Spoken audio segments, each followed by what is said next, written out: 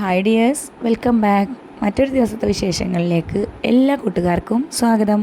ഇന്ന് കാഞ്ഞിരപ്പുഴ ഡാം കാണാനായിട്ടാണ് പോണത്. കാഞ്ഞിരപ്പുഴ ഡാമിലെത്തിയിട്ടുണ്ട്. അവിടെ ചെന്നപ്പോൾ 30 രൂപയാണ് വലിയ ആൾക്കാർക്കുള്ള ടിക്കറ്റ്, കുട്ടികൾക്കാണെങ്കിൽ 15 രൂപ. അങ്ങനെ ടിക്കറ്റൊക്കെ എടുത്ത് ഉള്ളിൽ കയറിയിട്ടുണ്ട്.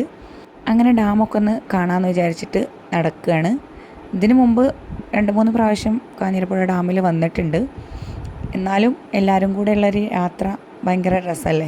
ഡാം കാണാനായിട്ട് സ്റ്റെപ്പൊക്കെ കയറി അവിടെ എത്തിയപ്പോഴുള്ള കാഴ്ചയാണിത്. ഡാമിൽ വളരെ കുറച്ച് മാത്രമേ ഉള്ളൂ വെള്ളം.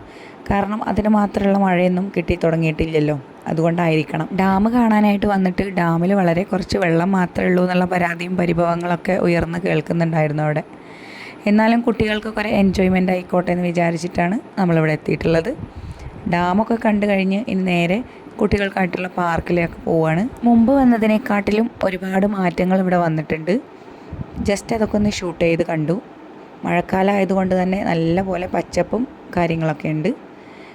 പാർക്കിലെത്തിയ ഉടനെ തന്നെ കുട്ടികളൊക്കെ ഓരോന്നിലായിട്ട് കയറാനായിട്ട് തുടങ്ങിയിട്ടുണ്ട്.